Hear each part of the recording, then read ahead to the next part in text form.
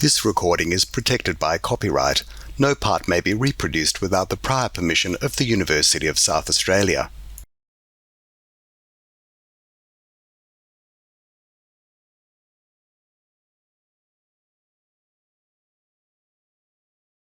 Hello everyone, welcome. My name is Jacinta Thompson and I'm the Executive Director and Events and Exhibitions Producer for the Bob Hawke Prime Ministerial Centre. It is my pleasure to welcome you all to the Hawke Centre and the University of South Australia. In doing so, I take this opportunity to acknowledge that the University of South Australia is on the traditional country of the Kaurna people of the Adelaide Plains. We recognise and respect their cultural heritage, beliefs and relationship with the land, and we acknowledge that they are of continuing importance to the Kaurna people living today. Tonight, Rosie Batty, AO, will be in conversation with Tansley, CEO of the Zahra Foundation, as they discuss Rosie's latest book, Hope. And a warm welcome to you both, Rosie. Lovely to have you back here at the Hawke Centre.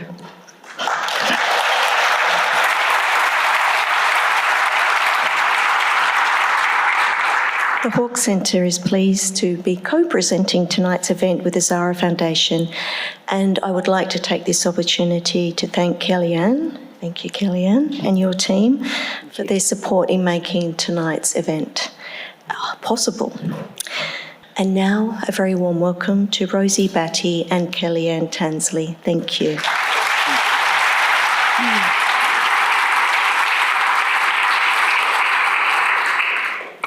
Thank you, Jacinta. Welcome, everybody. I'd like to acknowledge that we are meeting on the land of the Kaurna people and pay my respects to elders past, present and emerging, and also to remind the audience here with us this evening and those streaming in that Aboriginal women are 36 times more likely to be hospitalised due to domestic and family violence. It is our nation's shame and we can do better and we will do better. And conversations like tonight hopefully can lead us on that path. So it's an absolute privilege and also really emotional, Rosie, to be here with you this evening. In 2014, Luke's life was taken, and it shocked our nation. And you had the incredible courage to come out and speak up and work with the media on change. 10 years on, you released your book called Hope. And I know, as a professional in the sector, I joined Specialist Domestic and Family Violence Services back in 2013, so just the year prior to Luke's homicide and 2 years prior to you becoming Australian of the Year. And in recent times, we're looking at statistics of one woman being murdered every 4 days. And to be in the industry and see these statistics and listen to the media, I don't think there was any better timing for your book launch and reminding us the importance of hope. And I know myself, just before Christmas, wanting to give up on hope.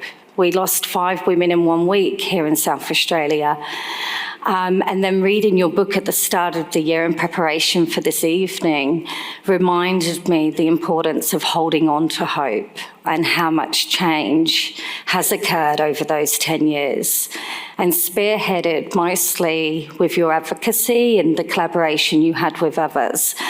I guess my first question to you is, how did you come to the title of Hope for your book, and how have you held hope after the last 10 years? How did I arrive at the title of Hope? Well, actually, the idea of writing a book was during one of our lengthy lockdown periods in Victoria. You might remember that little thing called COVID that we were dealing with. And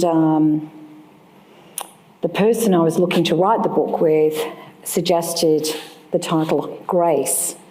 I really didn't feel that I could genuinely say I've been graceful through a lot of the journey since losing Luke. Some of my responses and actions have been far from graceful. And somewhere along the line, I came up with the word hope, and the intention of the book was always about holding on to hope, I guess, and looking at what hope means. And you certainly know when you've lost hope. You certainly know when you feel powerless and life seems pointless. And I think for me, being able to keep hold of hope often is looking back from where we've come from. Yeah. And that's what I've endeavoured to do with the book, and more recently reminding people that even though the statistics are really deeply confronting, shocking, on every level, we are still in a better place than we were 10 years ago when I started talking out about family violence after losing Luke. So hope is something we all need to have, but it's not a continuous state of being. I could have called the book Despair. And sometimes I do despair. But hope is always not far away. And I think we give each other hope. And sometimes when we really feel things are beyond our reach or too tough, it's invariably someone and something like that that will give us hope again. And I can say that, you know, during my journey, I've had amazing support from family and friends. And as humans, we need each other. We need to know that we matter. We need to know that people love us. We need to know that we can lean on each other for support, and that through the toughest of times, there's going to be someone there to say that you're not alone. And that's what's helped me get through the toughest of times. And there have been incredibly tough times, times when you really question that you're ever going to feel okay again. Throughout the book, there's a lot of those times you've shared, but I want to take you back. So 2014, you know, prior to Luke's homicide, you're an average British/Australian woman. It's never average. Nobody's average, that's very true. But, you know, you're a mum, you're working, you're living life, and then you experience the most horrendous incident of trauma, harm and crime, you know, completely unimaginable. And the next day, you're thrust in front of the media, and everybody wants to hear from you. In the book, you talk about feeling like you was just going to tell the media where to go, but you didn't, Rosie. You spoke up and started advocacy from day one. Can you take us back to that time? Yeah, I wish I could say I had a plan or an agenda or even knew what was going to come out of my mouth, but I didn't. And I did intend perhaps to just ask the media to politely leave. But they very kindly and very compassionately just asked me if there's anything I wanted to say. I had done a diploma in community welfare. I had studied family violence as an elective subject, so I had a knowledge of the theory of family violence. I was as qualified probably as any professional about family violence, because it isn't a subject that is a core subject in a lot of those, and even social workers don't have an enormous amount of expertise in family violence. So I was probably as well equipped as anybody. But for some reason I did choose to say that family violence can happen to anyone, no matter how nice your house is or how intelligent you are. It can happen to anyone and everyone. I think, you know, from what I understand, being able to put this into the context of family violence was the first time it had ever happened. And so the media were able to frame it into that context, and it really changed a lot of the reporting and the conversations we started to have. And I've always understood that the reason I was heard that day and the reason I did shock a lot of people across Australia was because I was that white, middle-class, privileged woman.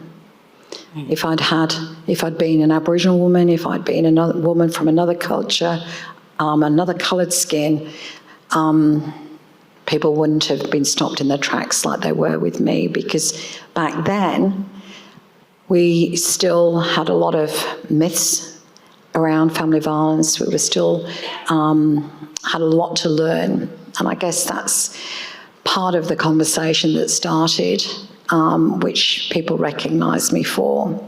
I was unsure whether I'd said some things that, you know, were, I don't know, it was a bit scary talking to the media. Talk to us about that. So, you know, no prior media experience. I know no coaching in terms of how to, you know, talk to people about your experience. But it, you know, it seems back then a real strong desire and passion that you understood immediately that there was messaging we needed to hear as a nation. This topic needed to come from behind closed doors. It was important that we started to be aware that anybody can be impacted by domestic and family violence. I don't think in that moment I had all those thoughts. No. I don't think I did, but somewhere it came from it. Yeah. And I'm so glad that I did. It very quickly, within days, I realised that the media had a lot of interest, but a lot of people wanted to speak to me, and I felt compelled to keep talking. I thought there'd be some interest, and I didn't know how long that interest would last for. I certainly didn't think I'd be here 10 years later, still really talking about family violence. And a lot of the messaging is still as relevant and is still the same. Absolutely. Which can be a little tiring.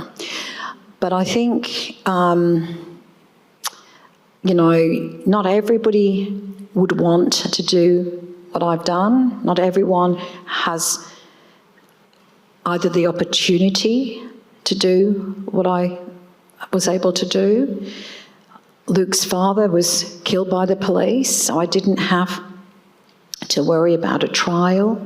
I was free to speak, and people want to hear you in a genuine, real way. Yeah. Politicians can be contrived.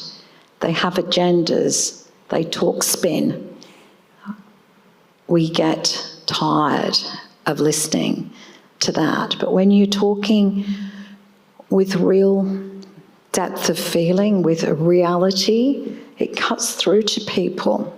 It shocks people, and people relate when they have their own experiences that they may have not been able to share. They have not felt that they can address or talk about. It starts, you know, their feelings start to feel validated and things. So there's been lots that I've learned over the 10 years, and I realised that, you know, I was a single parent when I had Luke. I understand a lot of the challenges single mums have. It was a struggle to make ends meet and stay in my home. But I had been a sales and marketing person, and I'd learnt a lot about training and communications. So I guess what I realise is my strength and that I can do quite well is talk. And some people would say I can talk underwater with marbles in my mouth.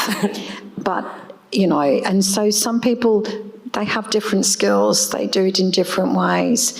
One of the things that I probably didn't realise is that, you know, for some they would be suspicious that I was choosing to channel my grief in this way. Yes. Because I think when we have children, we can't imagine anything happening to them. We do everything we can to make sure that they have the best life we can provide. And the thought of your child getting sick or having an accident or being harmed in any way is your greatest fear. So to me, having to live with the stigma and the reality of my child being murdered by his father is a very difficult thing to come to terms with for everybody. And I think that when something terrible happens, you can't imagine that life can continue. Mm-hmm. You can't imagine that person will ever be able to live properly again. And you probably expect that that person in their grief would be shut away. And I'm sure for many, that would be an understandable pathway. But I knew that if I let myself fall into that hole, I don't know whether I'd ever come out of it again. So I kind of come from this stoic British background, and I have, you know, families that I guess model that kind of stoicism and strength. So I kind of dug deep and pushed forward, and it surprised me in time when I realised that some people blamed me for Luke's death, that I hadn't protected him enough, that in some way I had caused it. Now, I understand a lot more about victim blaming these days, but back then I couldn't understand how anyone could think I could possibly be to blame for Luke's murder.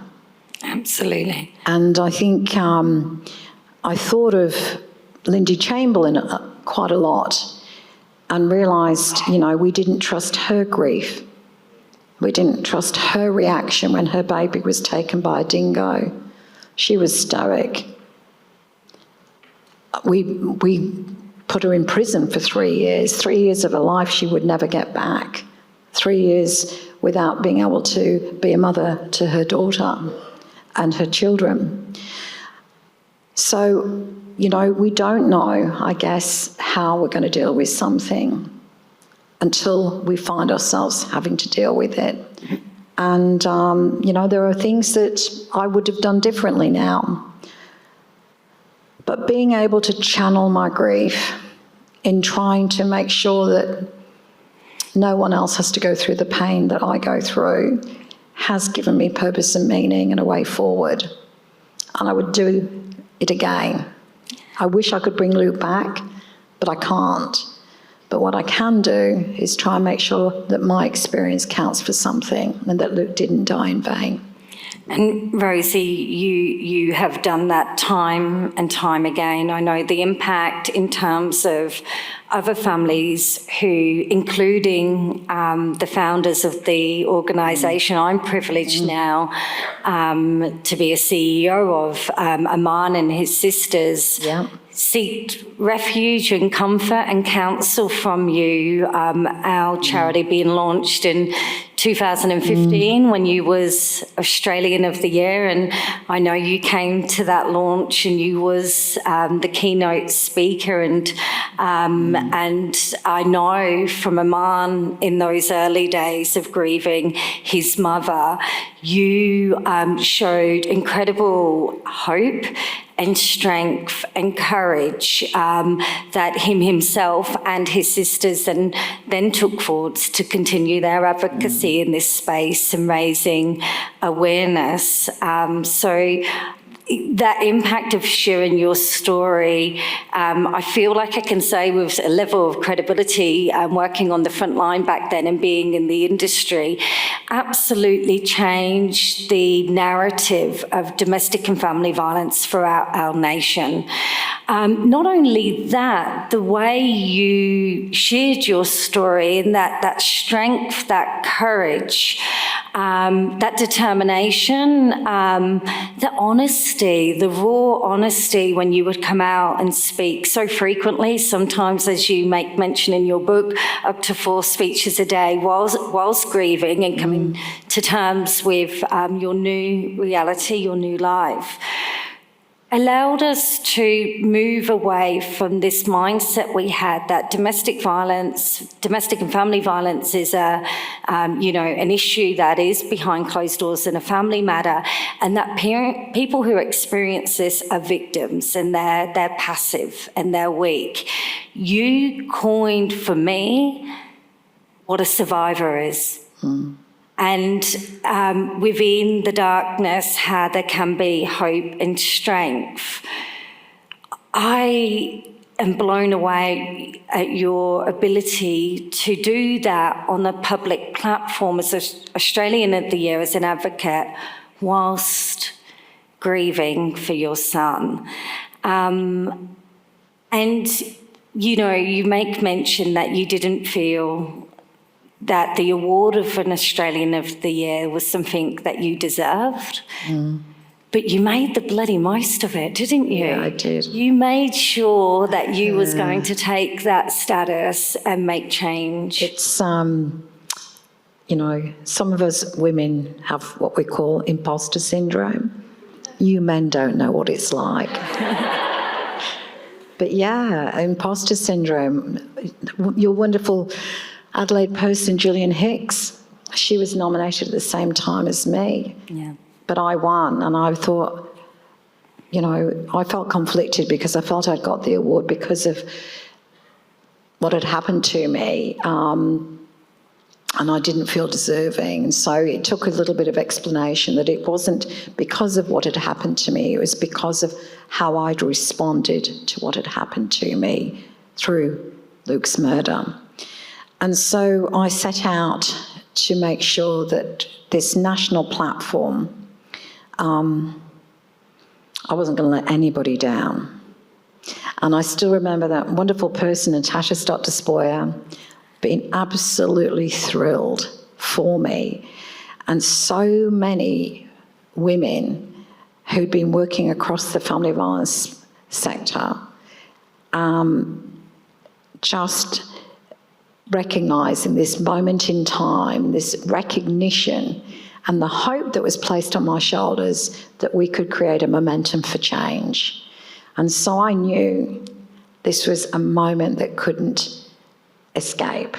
And I was determined to use that platform in the best way that I could. And so in that year, which was in 2015, I did come here a few times, I spoke at over 250 events.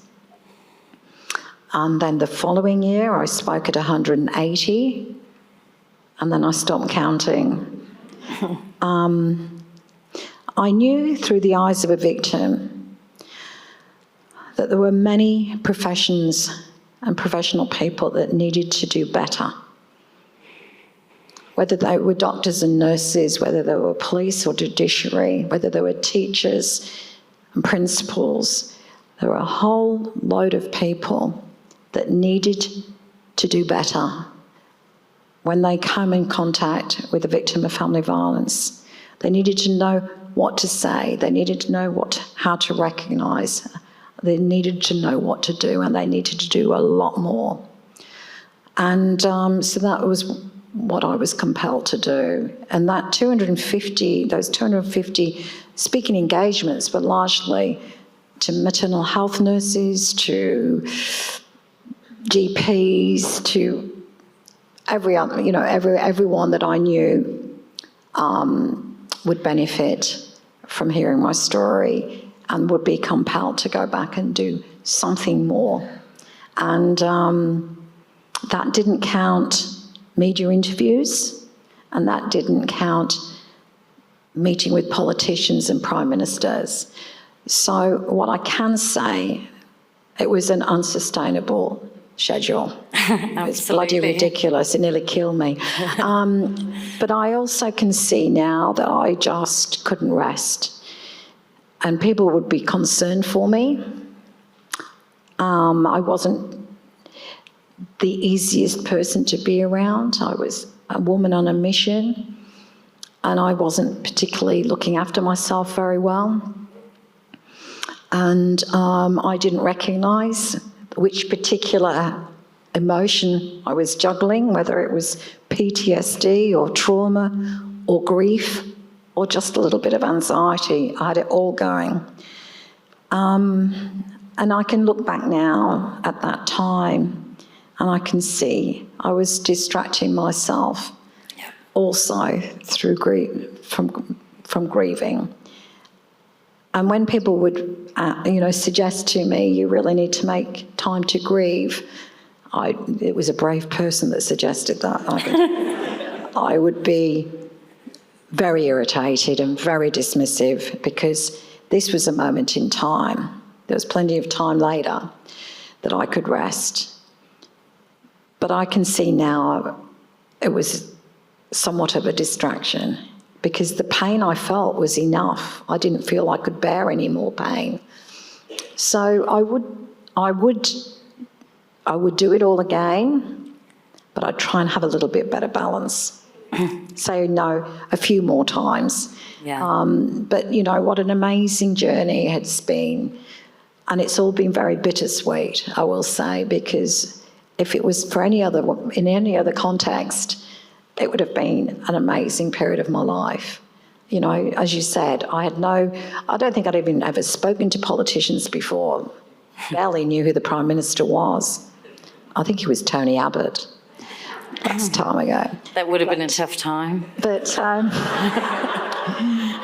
I was very, very naive. And I guess, relying on my own intuition, but the support I got from so many people, but what really, really drove me was knowing that I was amplifying the voices of the family violence sector. I was constantly in communication with trusted allies and people that I knew could help me with handling the media, knowing that what I was saying was accurate, that it was informed, and I built on my knowledge. And I gained a much, much deeper appreciation over the many years of exactly the kind of discrimination and abuse so many women face that I will never know personally. And so I think, this is an amazing organisations that are constantly overstretched, always underfunded, stretched to the limits. And as much as we have one woman a week, one woman every 4 days currently being murdered, this has not just started to happen. This has happened since time began. But we are now more informed in how we're talking about it. We're recognising, we're calling it out, and you lovely people here tonight are here because you care and you want to be part of the solution and are part of the solution. But this is not a problem that's going to go away next year. It's a problem that's going to be with us for a long time. Absolutely. And I'll see you in another 10 years. I'll bring my third book. And then it will be called Despair. Rosie and I have just spent 4 hours talking today. We are good friends. We met 3 or 4 years ago. I've had the absolute privilege to stay at Rosie's home. Rosie's coached me through some difficult times in leadership of DV services. your wisdom you bring into these conversations, but your patience, Rosie, in terms of understanding that, you know, the rates of gendered violence currently today are absolutely unacceptable. There is no excuse. We can do better. But it's not to say what we've been doing is necessarily wrong. It's understanding intergenerational change, attitudinal change, community change takes a long time. And the complexities. Yes. You know, what we now recognise and know and understand as average people about family violence, we did not understand. I mean, when I first started talking about this only 10 years ago, I think we were still thinking physical violence was the only real form of family violence. I think we all now know there are multiple forms of violence, equally as abhorrent, equally as unacceptable. We are now talking about coercive control. Yes. And that was something that only specialised organisations understood. I think we're still grappling with it, but we are talking about it and we are beginning to understand how sinister and dangerous it is. So I think, I can't remember the point I was about to make. Normalising the conversation, Rosie. You know, before we kicked off here tonight, I was having a quick chat with Jacinta and I said, oh, we may need a trigger warning for the audience. And Rosie,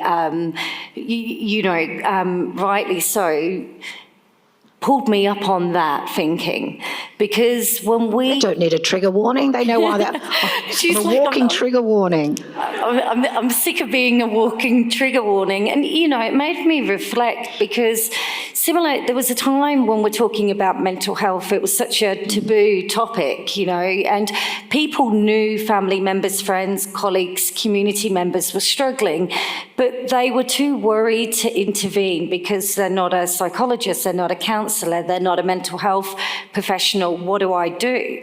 And I go back to working in specialist services just before, you know, the year Luke was murdered and before you was Australian of the Year. And I know from being on the front line then what you did for us as an industry, you took the conversation out into the public narrative, you put it into the media and you took away the shame and stigma over having this yarn. And we need to stop avoiding this. If we really want to see, you know, our government's got an incredibly ambitious target, ending domestic and family violence within one generation. It really starts with being able to hold these conversations. It starts with as uncomfortable as they are. It's being uncomfortable and it's getting in touch with feelings. And, you know, I guess not everybody wants to be upset or sad, but ultimately you can't go through life being numb. Of course. So I think, you know, for me, I enjoy real conversations, deep conversations and discussions. I learn so much from people. You know, I love going to hear other people talk. And always, there's so much to learn from each other. And when you share something about your own insights and feelings, you know, somebody else will think, I feel that too. And somehow it helps. Somehow to know that you're not the only one experiencing that or thinking that or feeling that helps. And I'm hoping that, you know, my book will bring some of that insight as well. I mean, I don't know how much patience I've genuinely got. My parents and my family might dispute that, but anyway. They're not here tonight, are they? No, and I'm probably not very patient with them anyway, but that's what brothers are like. Yeah. But, you know, I am in my 60s, and I do think if you haven't got some insight and wisdom by now, well, I might as well give up. And, you know, it's easy, isn't it, to be able to kind of give other people advice or be able to see other people's situation and offer some kind of support and suggestions. But when it's yourself, you know, that's where the heavy lifting is. It's always going to be a learning journey. I'm always going to be a work in progress. I'm never going to be quite the perfect person that I have aspired to be. I guess that's what keeps you humble, really, is knowing that at any time you might, there's something about yourself that you need to learn. Humble, human and relative. And I think that is why, we've seen enormous support of your book being launched. And I think it's that realness. People can relate to you. You've been very honest in times of the good times, the bad times, and the indifferent times. I haven't told you everything, though. Not everything. There are some elements that I will keep to myself. But yeah, I think, I've always been an open and honest person. And I think that comes from, my family back in England, very down to earth, very, down to earth. And my dad's like that too. So I think staying true to yourself, I think that's really important, because that is, I think, what people really seek. And, something we all aspire to do, but to do that in the public arena is incredibly challenging. I want to talk to you. You talk a little bit about the process of grief. Many would argue in the early days that, and you said yourself, being thrust into the media, thrust into the public narrative was a distraction from grief. But within the book, you then touch on a different stage of grief, and that was during COVID lockdowns.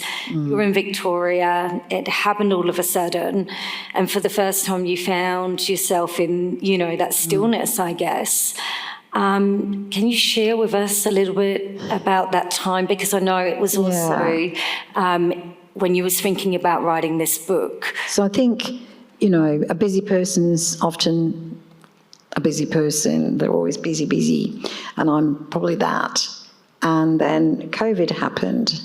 I was working for the government at the time, and we kind of got our laptops, and they said, see you in a couple of weeks. How long are we going to be away for?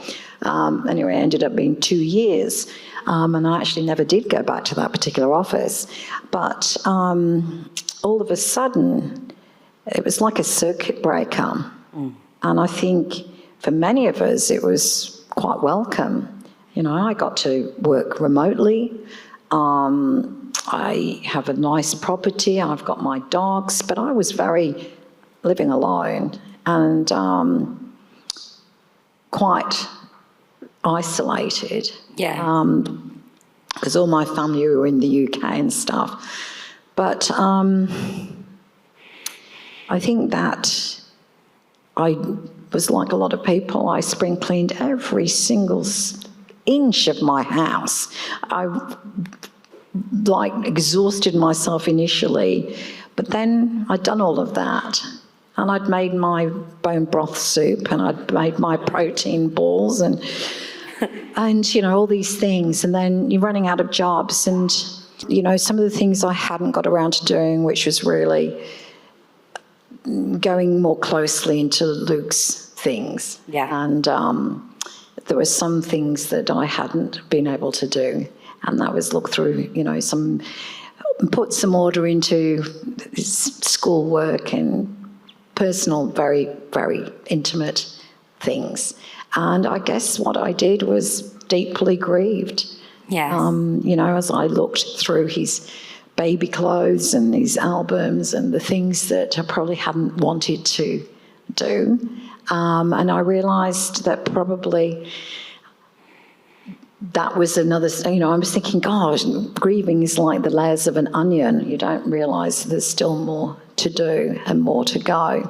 And I think, really at the end of the time, I was ready. I was ready to be able to go there, and I felt safe enough that I could. And I had no other distractions, so I guess the time was right. And I think that's what we do, you do things as you're ready, and you do things as you can, and what feels right for you. And grieving is an individual process, and what works for me may not work for other people. But I don't think we know how to talk about grief very well, and I don't know that people always know what to say. and how to support people. And I think there's a lot that we can learn from each other about how to be there through some really uncomfortable times. And I remember people used to say, I don't know what to say, and I think there is nothing to say, but just being here, and just knowing that you care. So, so that was, that was only a few years ago, wasn't it? But I mean, so I think it did end up being a therapeutic time for me. And, and we can take that learnings in terms of the grief process into talking to victim survivors of domestic and family violence. Often people are saying, I don't know what to say. Yeah. And like you say, it's about the being still, listening, believing. There's not always. So can we shift the conversation to a bit more brighter? Okay, let's go. All right. These poor people don't want to go home feeling too immersed in grief. We're definitely going to shift the conversation. So what I want to shift the conversation to is talking about grace. And you touched on about what? Grace. Hold on with me, Rosie, we'll get there. We've been talking so much before tonight. You touched on this at the start. I read Julia Baird's book entitled Grace, and I know you've got it at home and you're waiting to read it. Yet to open the pages. Yeah, it's an incredible book, and Julia sets on defining what grace is and how important it is for us to recognise it and hold on to it. And in reading Julia's book and reading your book, Hope, I can't help but see that you are that beacon example of grace. Now, I know that originally the vision for the book was a little bit different to how it turned out. And I know originally people had suggested to you that title of grace. But during COVID, things changed in terms of writing the book Hope. You had envisioned for it to be based on people you'd worked with, leaders, community members and others. But it became I wanted the book to be about other people. I didn't want the book to be about me. Yes. I'd done a series on the ABC called Accidental Leaders, and I really wanted to take that. I've met some inspiring, amazing people that had really made an impact on me in my life. It helped me inspire me, I guess, to keep going, to know that life will be all right. I will get through this in some way, shape or form. I will feel again. I will be happy again. I'll be able to laugh and enjoy life. And it was those other people that I've met along the way who've had some terrible things happen to them. And through their journey, they've done some fairly amazing things as well. So my intent about the book originally was to focus on other people. And in all fairness, during that COVID lockdown period, I really didn't think people would remember who I was, and I didn't think there would be enough interest in my journey to put it all into a book. So I met with Sue Smethurst last year, and she expressed interest in helping me write this book. But when she started interviewing me and working with me, she decided to take it into the direction it now is, which is a book about my journey, a memoir over the last 10 years, but also combining other people's stories.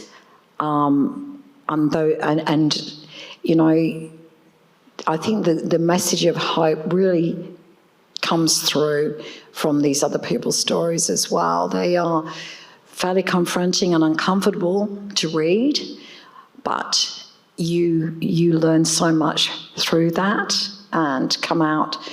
I think a lot of people tell me they read the book and they couldn't put it down. So I'm very thankful for them trusting me to be able to share their stories within that. So there's a bit of a combination there, which I feel very comfortable, and particularly, some Aboriginal women that I met in Alice Springs, the Taganjiri town camp women, they had a huge impact on me, and they embraced me into their community in such an open and genuine way that I've never forgotten. And it was really great to be able to include them in my book because of what an impact they'd had on me too. Thank you. Rosie, we did receive some questions from the audience before tonight, and if it's okay with you, I just want to move into a couple of them. I want to actually, before we go on to that, some of my recovery, which I think is important to talk about, is finding something that you can enjoy, finding something that you can immerse yourself in, and some of that was walking. So for me, I have really always wanted to do some great walks around the world. And I've just recently come back, last year I was walking in Cornwall. So for me, a lot of my recovery, I really feel, has been with the companionship of some good friends, trekking, particularly in the UK, because that is my birth country and it's a beautiful place to be.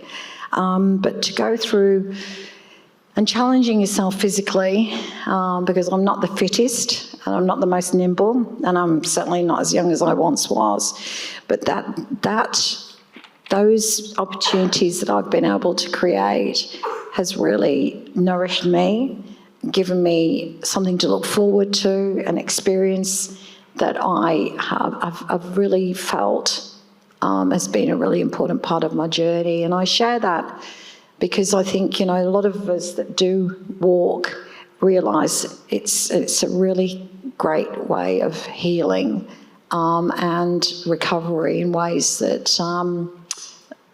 sometimes it's hard to explain why. Yeah. But anyway, now the questions. No, and you've just answered the question, because the first question was... I just wanted to get in about my trekking. There was a few themed questions from the audience. What helped most in overcoming your grief and maintaining hope? And clearly throughout the book, having activities like walking. And walking was important to you before Luke. You had goals. Because it was funny actually, coming from England and living on a farm. In England we have the ramblers, and my dad used to get so irritated with them because in England you can walk across people's land, you probably know, ancient pathways. So if you're a farmer, sometimes that's not what you want. Yeah.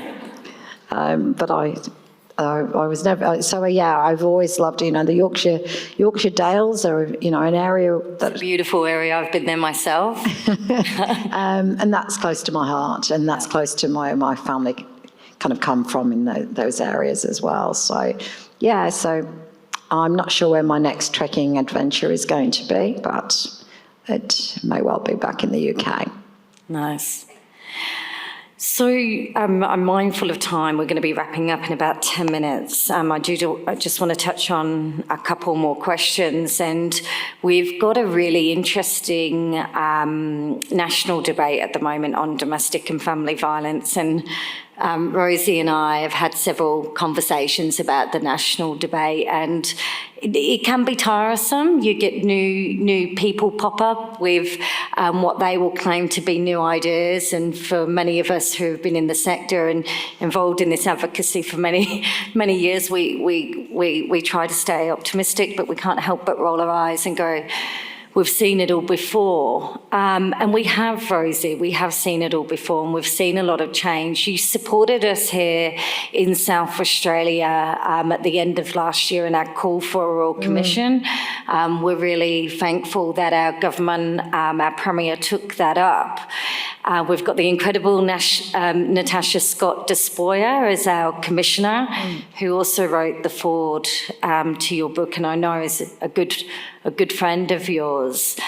What do we need to be doing here as community members in South Australia in order to make the most of this Royal Commission? And obviously you had your experiences in Victoria. We know the Commission will be as good as the information it gets, but through you're 10 years since the Royal Commission in Victoria. We're about to embark on ours here in South Australia.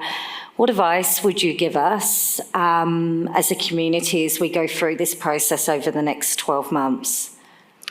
What advice? Well, I would say make your government accountable to deliver on its recommendations and fund it. Yeah. And that's what you can do, make them really support it, get behind it, and decently fund it. Yeah. And I think that a Royal Commission is a great opportunity, but it's only if the recommendations are implemented and only if those implementations are given adequate funding. And really, in all seriousness, that's exactly what our Victorian government did 10 years ago, or as good as 10 years ago. So we still haven't got the perfect systemic response. We've still got a long way to go, but we are, it's a very different experience for victim survivors in Victoria than any other state. We have learnt a lot. It's been a very difficult journey to get to where we are now. We're still learning a lot, but we did have that government. We had the political leadership, we had the government funding, we had the government push. But like everything, now we've got a state with no money. And so it's still a significant issue, and we're still having to really agitate and force political attention again. So it's something that's going to be a constant, I think, for a long time.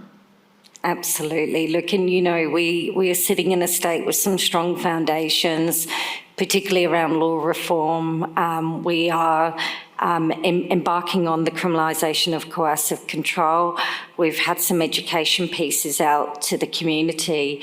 I think for us, there's lots of good projects happening, but it's about that interconnection. It's about the integration of the service system. And I know in Victoria, the woman's experience in terms of that investment. So it's not just the specialist services, generalised services know how to recognise and respond to domestic violence as well. And all government departments and agencies recognise it is a responsibility. Did you see a change in terms of other ministers realising that DV was their responsibility, and departments and non-government agencies as well? Is that ongoing, Rosie?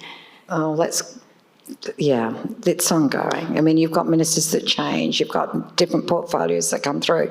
This is just something that women's services have to constantly fight for, right? Yeah. It doesn't end, it doesn't stop, it doesn't slow down. Yeah. You're always vying for wanting more funding, more money. It doesn't... It's always going to be. Bringing us back now to your book and then wrapping up this evening, thank you so much for flying into South Australia and sharing your experiences with us. What is your hope for the book? And I know when I shared reading it. I just want people to get something from reading it, whatever that is. Yeah. I've never...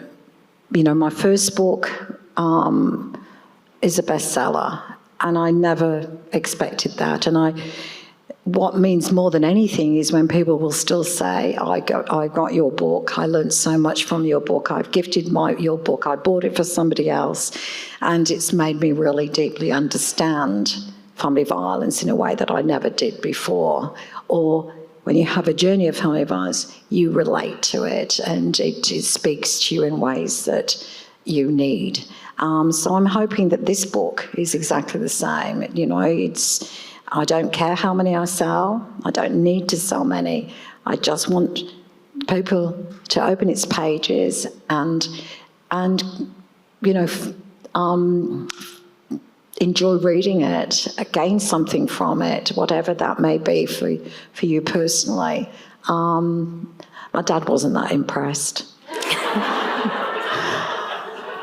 He's a hard man to impress, I'll tell you. I was impressed he actually read it.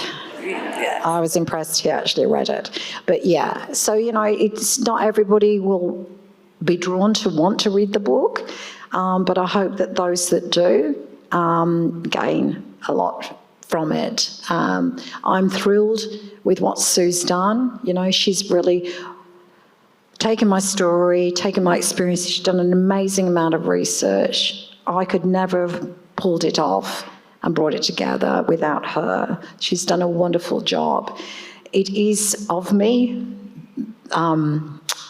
in ways that I think, a really important relationship with somebody else that can write it with you and for you. Absolutely. So it does reflect over that journey. There are some key moments that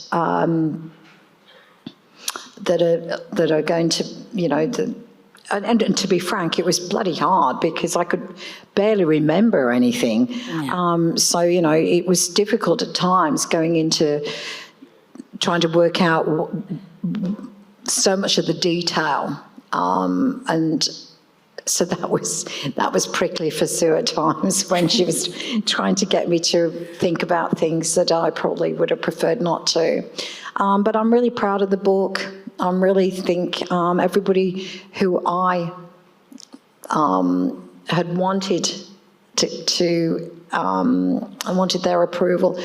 Everybody that I know has read the book, have been, got a lot from it, and I think that's enough for me. That's enough for me. Rosie, thank you. Thank you for your grace. Thank you for giving us hopes in times of despair. Thank you for your courage and the impact. Australia is a different place because of you, and you made a choice to bring this conversation out into the public narrative, and you do it with so much courage, so much conviction. I know I speak on behalf of my sector colleagues and friends. You give us hope to keep doing the hard graft on the front line. And I know you bring hope to families who are going through similar experiences. Thank you for your time this evening. Rosie Batty, everybody. Thank you.